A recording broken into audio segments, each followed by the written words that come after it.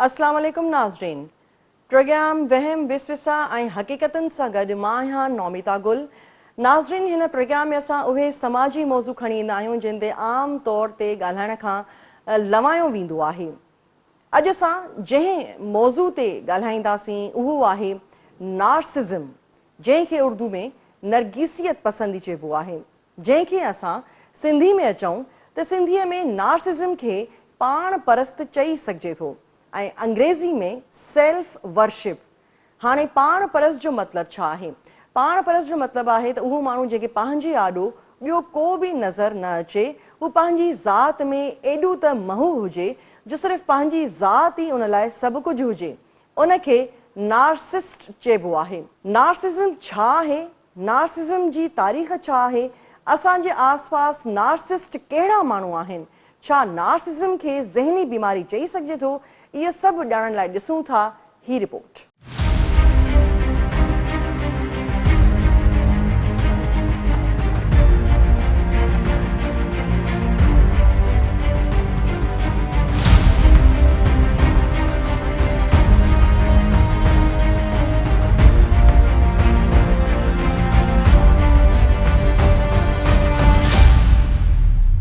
Narcissism मतलब पाण खे पसंदि करणु यानी पाण परस्त, ऐं उर्दू में जंहिंखे नरगिसियत पसंदी चइबो आहे। पाण पसंदी हिकु अहिड़ी ज़हनी हालत खे चई सघिजे थो जंहिं में माण्हू खे पंहिंजी अहमियत जो अहसासु वधंदो आहे। अहिड़नि माण्हुनि खे घणी तवजा ऐं तारीफ़ जी गहरी ज़रूरत हूंदी आहे। नार्सिज़म खे कंहिं बि इंसान जी शख़्सियत जो अदम तवाज़ुन चई सघूं था। नार्सिसिस्ट माण्हू पाण खे ॿियनि खां आला अरफ़ा ऐं मथां सम्झंदा आहिनि। हू इहो सम्झंदा आहिनि त हू ग़लतियुनि खां मथां आहिनि, इन करे ॿिया सभु सदाईं ग़लति ऐं हू पाण सदाईं सही आहिनि। हू पंहिंजी अज़मत, ताक़त, हुस्न ऐं शख़्सियत जे सहर में गिरफ़्तार हूंदा आहिनि। हुननि लाइ पंहिंजो तसवुर ई दुनिया जी हक़ीक़त हूंदो आहे। पंहिंजो पाण खे ख़ासुल ख़ासि ऐं वॾो माण्हू सम्झंदा आहिनि ऐं इहो सोचींदा आहिनि त हू इन्हनि जो पैदाइशी हक़ आहे त हू वॾनि माण्हुनि में हुजनि, उथनि वेहनि ऐं तालुकात रखनि, ऐं इन लाइ हू कंहिंखे बि क़ुर्बान करे सघंदा आहिनि। हुननि खे मुस्तक़िल तारीफ़ ऐं ख़ुशि आमद कंदड़, तोड़े चमचागिरी कंदड़ चौधारी घुर्जनि। हू चाहींदा आहिनि त हुननि जी हर शइ ते हर वक़्तु हर हाल में मालिकीअ वारो हक़ ऐं ज़ोर हले। ॿिए जी का बि मर्ज़ी नाहे, सिर्फ़ु उन्हनि जी मर्ज़ी सभु कुझु आहे। नार्सिसिस्ट जो हर तालुक़ इस्तेमालु करण लाइ हूंदो आहे। उन्हनि जी इख़्लाक़ियात मुआशरती इख़्लाक़ियात न हूंदी आहे। हुननि जी इख़्लाक़ियात ज़ाती इनफ़रादी आहे। हुननि जो मफ़ाद, हुननि जी ग़र्ज़, हुननि जी मर्ज़ी, हुननि जी ख़्वाहिश इख़्लाक़ियात जो पहिरियों ऐं आख़िरी उसूल आहे। हुननि में ॿियनि लाइ दर्द, पीड़ा महसूसु करण जी का बि शइ न हूंदी आहे। हुननि वटि कंहिं ॿिए लाइ हमदर्दी, शफ़क़त, मोहबत, दोस्ती जा जज़्बा न हूंदा आहिनि। हुननि जो महबूब हू पाण आहिनि। हू ॿिए कंहिं में बि पंहिंजाइप महसूसु नथा करे सघनि। यूनानी कहाणी मूजिबि हिकु ख़ूबसूरत नौजवान नार्सिसिस, जंहिंखे कंहिं सां बि मोहबत नाहे, पर जॾहिं हू पंहिंजो अक्स ढंढ जे पाणी में ॾिसे थो त हू पंहिंजे अक्स जे इश्क में गिरफ़्तार थी वञे थो ऐं पंहिंजे इश्क में एतिरो मुब्तला थो थी वञे जो उन ढंढ में किरी मरी वञे थो ऐं पोइ पंहिंजे ई नाले जे गुलनि में तब्दील थी वञे थो। नार्सिसिज़म जूं 5 क़िस्मूं आहिनि: ओवरोट, कोवरोट, कम्यूनल, एंटागोनिस्टिक ऐं मिलिग्नेंट नार्सिसिज़म। कंहिं बि नार्सिसिस्ट माण्हू जूं ही निशानियूं आहिनि। ॿियनि जी ॻाल्हि चङी तरह ॿुधी न सघंदा आहिनि, ॿिए जे दर्द लाइ हमदर्दी महसूसु कंदड़ तासुर न ॾींदा आहिनि, ॿिए जे अहसासनि खे रद्द कंदा आहिनि, कॾहिं बि ग़लती खे न मञींदा आहिनि, माफ़ी न वठी सघंदा आहिनि, पंहिंजे मतिलब ऐं ग़र्ज़ खां सवाइ न कंहिंजो ॾुख सूर ॿुधंदा ऐं न यादि कंदा आहिनि। नार्सिसिस्ट माण्हू ख़तरनाक हद ताईं दिलगीर हूंदा आहिनि। उहे पुरकशिश आहिनि, पर पंहिंजा रंग गिरगिट जीअं तब्दील कंदा रहंदा आहिनि। अहिड़ा माण्हू तव्हांखे ईअं इस्तेमालु करे सघनि था जीअं हिकु टिश्यू पेपर खे इस्तेमालु करे सघिजे थो, ऐं ईअं करण सां उन्हनि खे को बि फ़र्क़ु नाहे पवंदो। पाण परस्त माण्हू अक्सर पंहिंजे बारे में ॻाल्हाईंदा आहिनि। हू वॾाई करणु पसंदि कंदा आहिनि। मिसाल तौरु, जेकॾहिं तव्हां पाण परस्त माण्हुनि जे घर वेंदा त अव्हांखे उन्हनि जे घर में सिर्फ़ु उन्हनि जूं ई तस्वीरूं मिलंदियूं जेके उन्हनि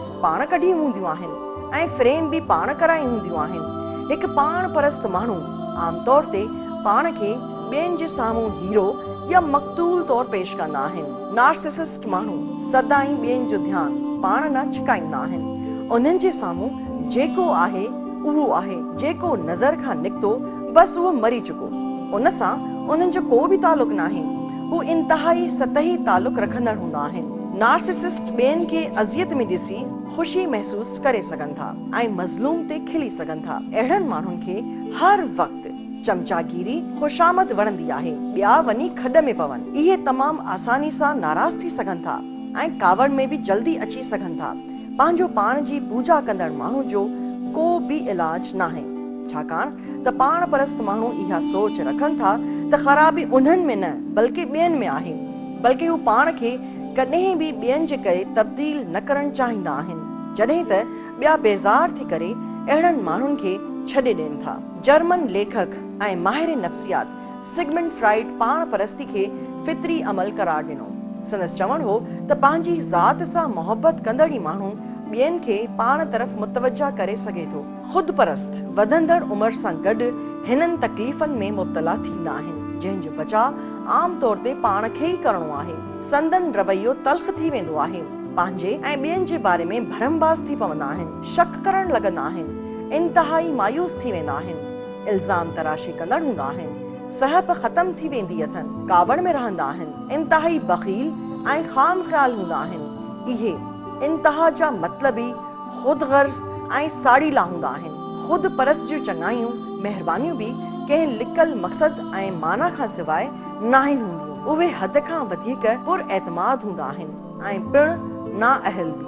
कंहिं बि नार्सिसिस्ट खे बेनिकाब करण लाइ ज़रूरी आहे त इन्हनि जे ॻाल्हियुनि जो इनकार करणु घुर्जे या उन ते तबसरो करणु घुर्जे जेको उन्हनि जी ॻाल्हियुनि जे जादू खे टोड़े थो। उन लाइ तव्हांखे पंहिंजियूं हदूं मुक़ररु करणियूं पवंदियूं। कंहिं बि ख़ुदि परस्त सां अकेला थियण या मिलण खां पासो करियो, उन्हनि सां बिल्कुलु बि वेझा न थियो। हदूं मुक़ररु करण जो मतिलबु इहो आहे त तव्हां पंहिंजी ज़िंदगी में कंहिं जी दख़ल अंदाज़ी करणु ॾियो या न ॾियो।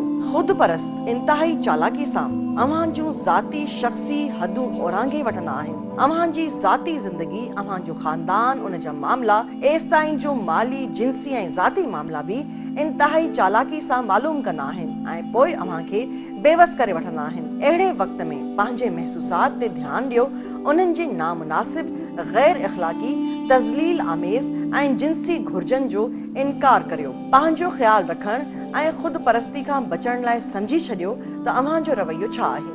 पंहिंजनि ॿियनि जे विच में हदूं मुक़ररु कयो ऐं बरक़रार रखो। पंहिंजियूं तवक़ात काबू में रखो, पंहिंजा तालुकात पाण ताईं महदूद रखो, पंहिंजी सिहत जा ज़िम्मेवार हुजो, पंहिंजे रवैये जा ज़िम्मेवार हुजो। पंहिंजी फैमिली ऐं दोस्तनि सां रवैयो अव्हां जो पंहिंजो मामिलो आहे। पंहिंजियूं ज़रूरतूं पाण पूरियूं करणु खपनि ऐं ॿियनि ॾांहुं न वाझाइणु घुर्जे।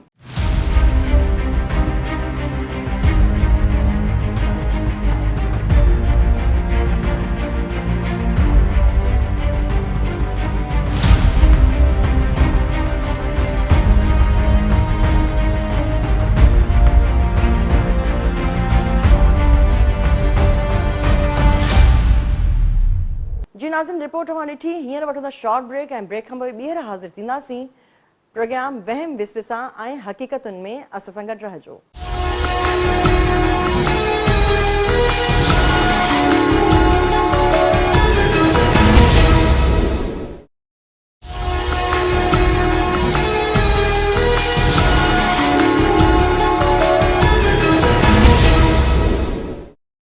वेलकम बैक नाज़रीन। प्रोग्राम वहम विसविसा ऐं हक़ीक़तुनि में हिकु भेरो ॿीहर अव्हां खे भलीकार कंदासीं ऐं नार्सिसिज़म जे हवाले सां ॻाल्हि ॿोल कंदासीं। असांखे वीडियो लिंक ते जॉइन कयो आहे डॉक्टर इनायत मक्सी साहब। अस्सलाम वालेकुम डॉक्टर साहब। वालेकुम सलाम। डॉक्टर साहब कहिड़ा हाल आहिनि? ठीकु आहियो? ठीक, तव्हांजी महिरबानी। डॉक्टर साहब वॾी महिरबानी तव्हां जॉइन कयो। डॉक्टर साहब, पाण सां मोहबत, ख़ुदि गर्ज़ी, ख़ुदि परस्ती ऐं पाण परस्ती में कहिड़ो फ़र्क़ु आहे? इन्हनि इस्लाहनि में कहिड़ा पासा आहिनि जेके पाण परस्त खे अलॻि कनि था? ॾिसो, हर इंसान ज़िंदगी जे कहिड़े बि हिसे में हुजे, पंहिंजी ज़ाती सार संभाल ऐं घुर्बल ठाह ठूह जेकॾहिं पंहिंजे पाण सां ई संदसि हिकिड़ी हद ताईं चाहत न हूंदी, पंहिंजी अंदर में पाण लाइ का इज़त न हूंदी, पंहिंजे अंदर में पाण लाइ शफ़क़त न हूंदी, त वजूद खे बरक़रार न रखे सघिबो। ठीकु इन्ही जो ॿियो पासो इहो आहे त नंढड़ो ॿार जॾहिं ॼमे थो त ॼमण सां बेवस आहे ऐं उहो पंहिंजी माउ जे अॻियां मजबूर आहे त माउ हुनखे पाल वॾो करे। उन्ही वक़्तु ॿार जी महसूसात ज़हन मंझि इहा आहे त हू माउ खां अलॻि ॿियो वजूद नाहे हम्म, ऐं हू माउ ते ॿिए कंहिंजो बि कब्ज़ो, ॿिए कंहिंजो बि हिसो, ॿिए कंहिंजी बि का बि रविश में वेझड़ाई बर्दाश्त न करे सघंदो आहे। ठीकु हाणे इते पाण सां मोहबत ऐं ॿिए ते कब्ज़ो इन्ही जी शुरूआत थिए थी माउ जे झोलीअ मंझां ई, हम्म, पर इन्ही वक़्तु ॿार लाइ नॉर्मल आहे।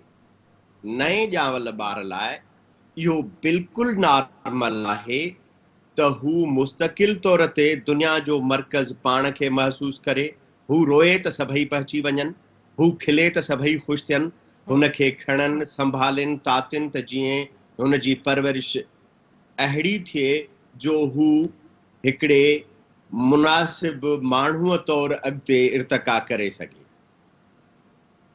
जिस्मानी तौरु, नफ़्सियाती तौरु ऐं समाजी तौरु। हम्म, इन्हीअ खां अॻिते हली ख़ासि तौर ते 5 सालनि खां वठी 18 सालनि वारी जेका उमिरि आहे उहा ॾाढी हसास ऐं नाज़ुक उमिरि आहे। पाण सां मोहबत, ख़ुदी ऐं ख़ुद परस्ती खे अलॻि कंदे हम्म, इते पाण सां मोहबत इहा आहे त हिकिड़ो नओ उमिरि पंहिंजे कपिड़े लटे जो ख़्यालु करे, पंहिंजे सफ़ाई सुथराई जो ख़्यालु करे, पंहिंजे ॿोलीअ जो ख़्यालु करे, उथणी वेहणीअ जो ख़्यालु करे, पाण खे अहिड़ो बणाए जो पाण खे बि वणे, ॿियनि खे बि वणे ऐं समाज लाइ घुर्बल हिकिड़ो इंसान बणिजे। हम्म, हाणे इहा शइ सवाइ ख़ुदीअ जे ऐं पाण सां हिक हद ताईं शफ़क़त ऐं मोहबत जे मुमकिन नाहे। ठीकु पर इते हिकिड़ो ॿियो ख़ौफ़नाक लाड़ो जनम वठे थो। उहो लाड़ो तॾहिं जनम वठंदो आहे जॾहिं उन्ही जे वेझे माहौल में यानी माउ पीउ में, भेनरुनि भाइरनि में या जेनेटिकली जीनियाती तौर ते हुन जे वॾड़नि में जेके बि उते मौजूद थी सघनि था, मां परस्ती घणी हुजे। ऐं इते मां परस्ती कंहिं वटि घणी हूंदी आहे तव्हां सोचे सघो था। ठीकु वॾेर के कल्चर वारे घरनि में नस्ल दर नस्ल ब्यूरोक्रेटिक कल्चर जो हिसो बणियल घरनि में उहे घर जेके घणो करे मिलिट्री ब्यूरोक्रेसी में रहिया हुजनि ड्रिघेयर से ताईं उन्हनि में, उन्हनि गादी नशीननि ऐं पीराणे ऐं सैयदाणे घरनि में जिन वटि मुरीद सदाई अची हाज़ुर थींदा हुजनि ऐं पेरनि ते किरंदा हुजनि, उते पाण परस्ती वधीक थींदी। ठीकु ख़ुद परस्ती खां बि ॻाल्हि टपी वेंदी, पाण परस्ती थींदी। फ़र्द हिकिड़े अहिड़ी शिकिल में अची साम्हूं बीहंदो जंहिंखे पंहिंजी मर्ज़ी सभिनी खां वधीक सभिनी ते फ़ौक़ियत वारी मर्ज़ी तौरु खपे, पंहिंजो ख़्यालु सभिनी खां मथां ख़्यालु करींदो, महसूस थींदो ऐं हू उन ते अमल कराईंदो। त इहे उहे बारीक बारीक लाइनूं आहिनि जेके माण्हूअ खे पंहिंजो पाण खे तॻाइण वधाइण, पंहिंजी मुनासिब वाध वेझ कराइण लाइ, समाज जे मुनासिब घुर्बल किरदार अदा करण लाइ, समाजी किरदार जो जेको असां ते घुर्बल किरदार आहे उहो अदा करण लाइ, या वरी पोइ हिकिड़ो अहिड़ो मौक़े परस्त, पाण पॾाऊ ऐं संगदिल माण्हू जेको पोइ ॿिए जे ॾुख सूर, ॿिए जे पीड़ा, ॿिए जे इज़त नफ़्स, ॿिए जे वजूद, ॿिए जे शख़्सियत ऐं ॿिए माण्हू जे मुस्तक़बिल या नफ़्सियाती बीहक जी का बि परवाह न करे ऐं उन्हीअ खे पंहिंजे इस्तेमाल जो सामान सम्झे, उन्ही जो इस्तेहसाल करे, का बि ज़्यादती करण खां न कीॿाए, वॾी ॻाल्हि त शर्मसार ई न थिए, हुनखे इन ते अफ़सोस ई न थिए, बेज़मीर हुजे ऐं हुनखे का बि ग़लतकारी करण खां पोइ इहो न महसूस थिए त मूं कुझु ग़लति कयो आहे, मूंखे का माफ़ी तलाफ़ी वठणु घुर्जे या मूंखे पाण ते के पाबंदियूं मढ़णु घुर्जनि, इहो न करे। त इहा हिकिड़ी तमामु बारीक लाइन आहे, नंढपिण खां वठी उन्ही उमिरि ताईं, ख़ासि तौर ते 24 सालनि ताईं इहा पुख़्ती थी वञे थी।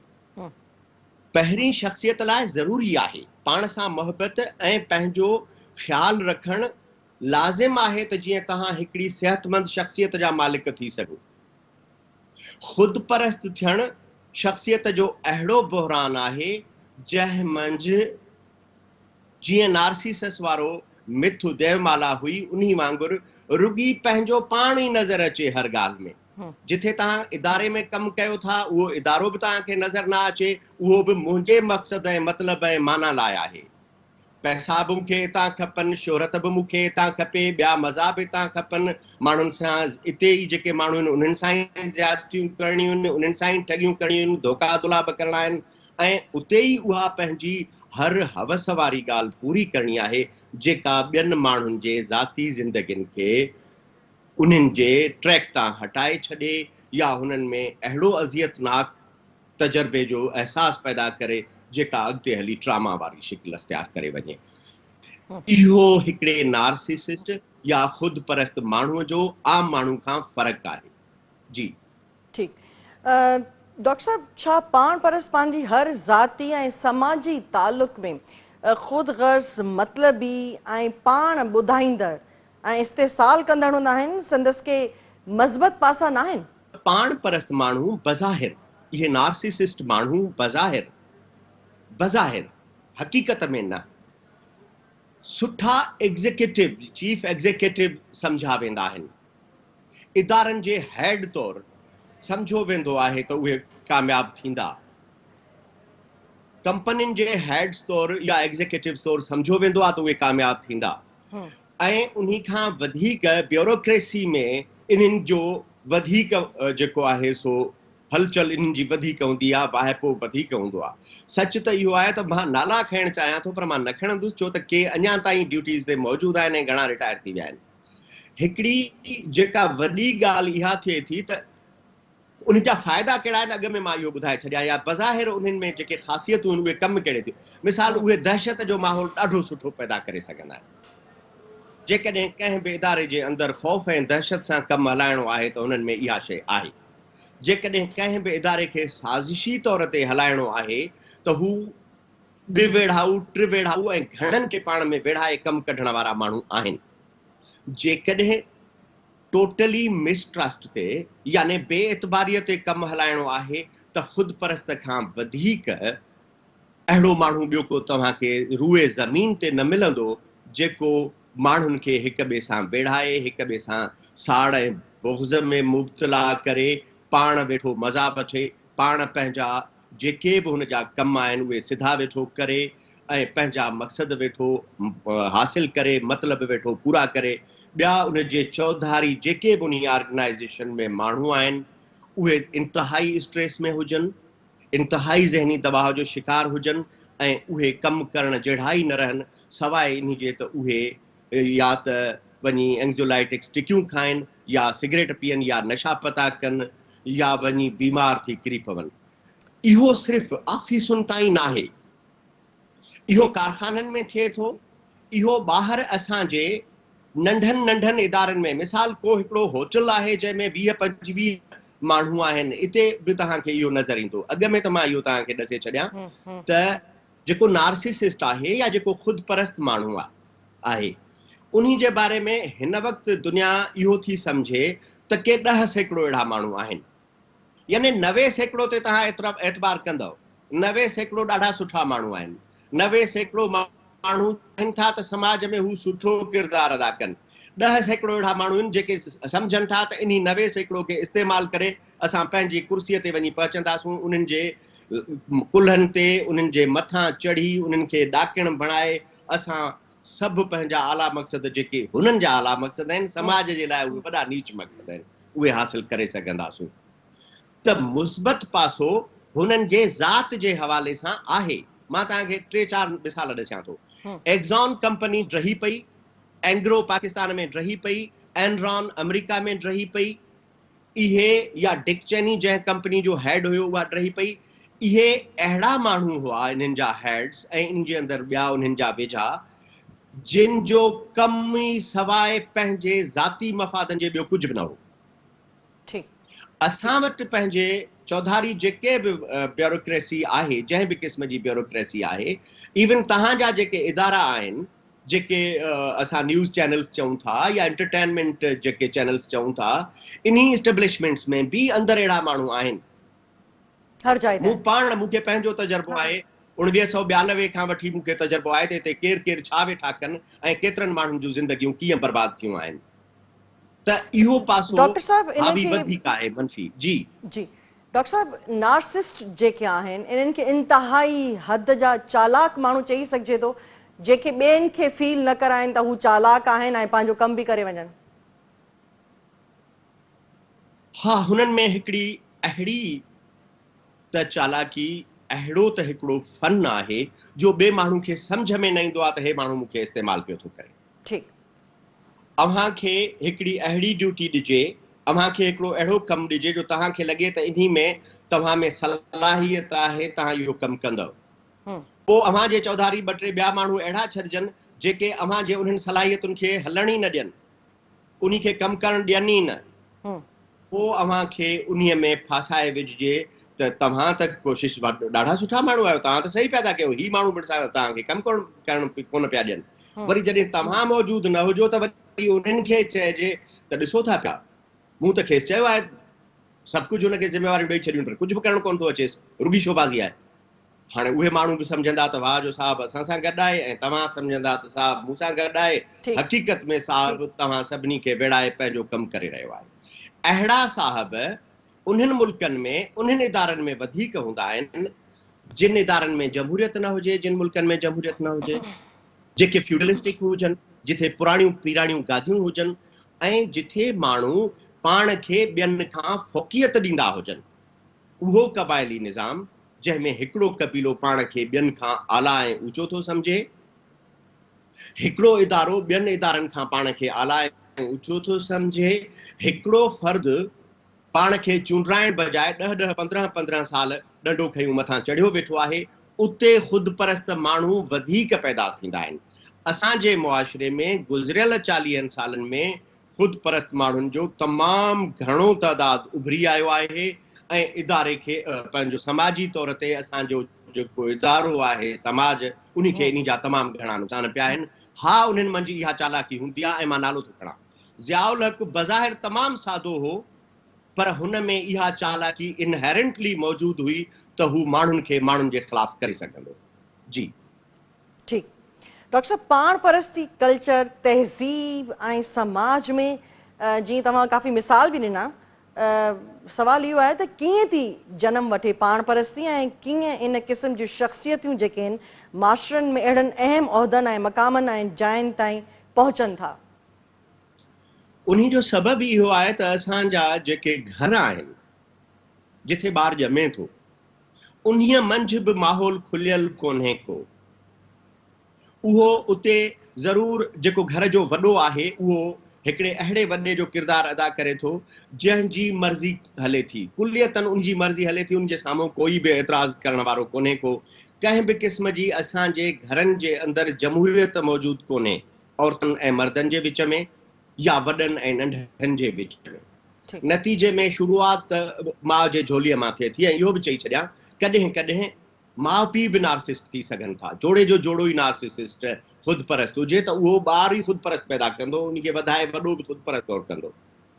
हाणे इहो अॻिते कीअं आयो आहे असां वटि, उन जो सबबु ही आहे, असां हिकिड़ो एग्रीकल्चर मुआशिरो हुआसीं, हिकिड़ो क़बाइली मुआशिरो हुआसीं, उन में भॻल टुटल इंडस्ट्रियलाइज़ेशन थी आहे, थोरी घणी इंडस्ट्रियलाइज़ेशन, जहिड़ी तहिड़ी ग़ुलामीअ वारी तालीम थी आहे। इन्ही में जेके तेज़ ज़हन आहिनि, यानी चालाक ऐं मनफ़ी ज़हन, नेगेटिव माइंड्स आहिनि, उहे इहो सम्झी था वञनि त ॿियनि खे कीअं फासाए ग़ुलामीअ में आणे पाण लाइ इस्तेमालु करे सघिजे थो। ऐं उहे तेसिताईं आहिस्ते आहिस्ते पाण खे उन्ही ॾाकिण ते वधाईंदा, अॻिते खणी ईंदा रहनि था, जॾहिं हू उन्ही कुर्सी में वेहनि था जिथे तमामु घणा माण्हू उन्हनि जा मातहत आहिनि, त पोइ हू उहो किरदारु पंहिंजो अदा था कनि जेको अॻ में संदन वॾे घर में पिए अदा कयो, स्कूल में उस्ताद पे अदा कयो, चई छॾियां भला मस्जिद में कंहिं मुले पे अदा कयो।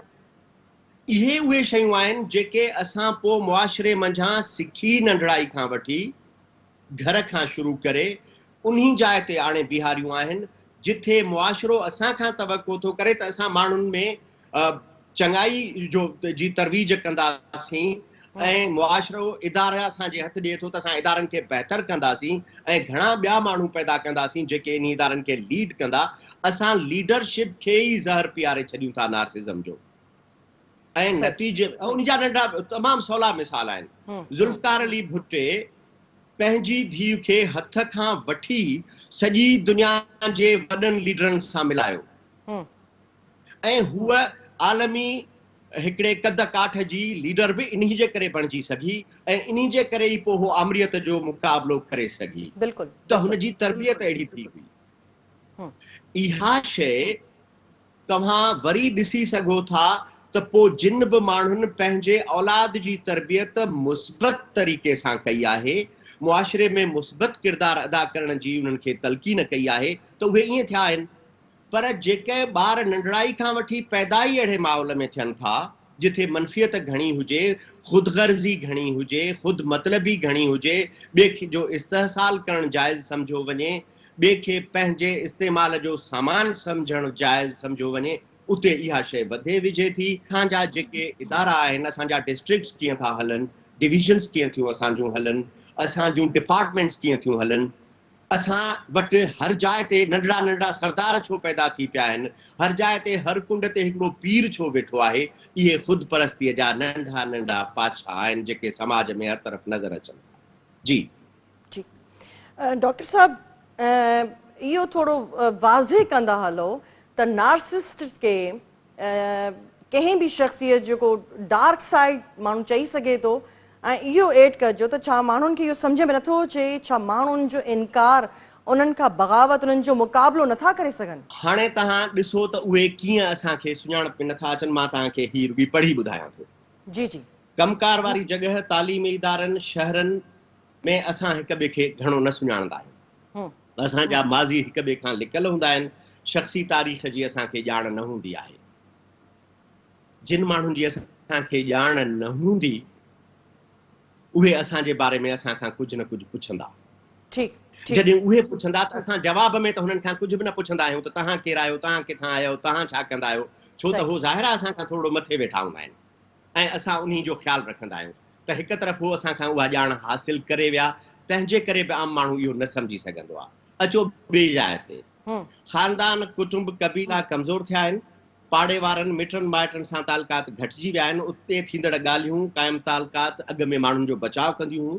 कचहरियूं, ॻाल्हियूं, गिलाऊं, हाल अहवाल अॻ में ॿिए माण्हू जो हाल अहवाल ॾींदा त हे अहिड़ो माण्हू अथव। हाणे ईअं न आहे।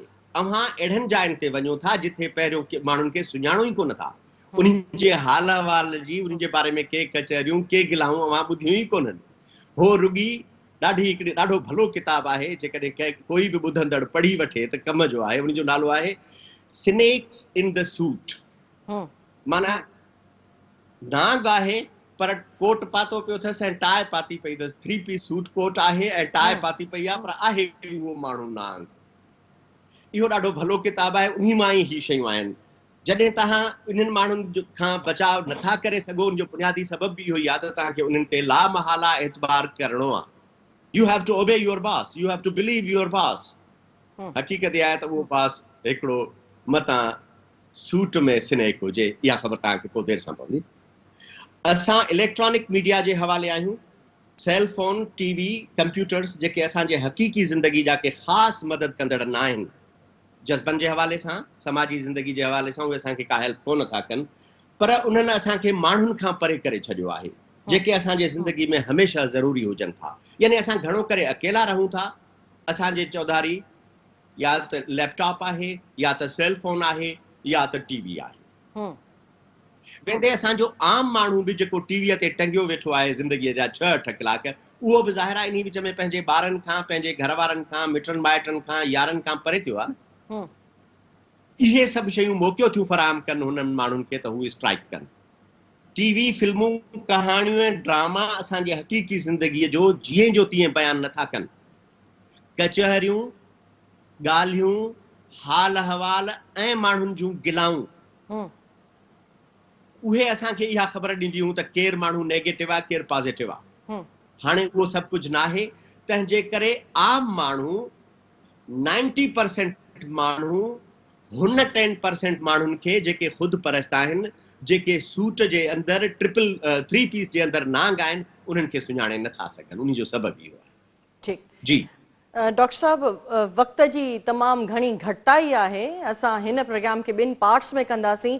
वॾी महिरबानी तव्हां अॼु असांजे लाइ टाइम कढियो। नाज़रीन, नार्सिसिज़म जे हवाले सां असां नेक्स्ट प्रोग्राम बि कंदासीं। फ़िलहाल नौमिता गुल खे ॾींदा इजाज़त। अल्लाह हाफ़िज़।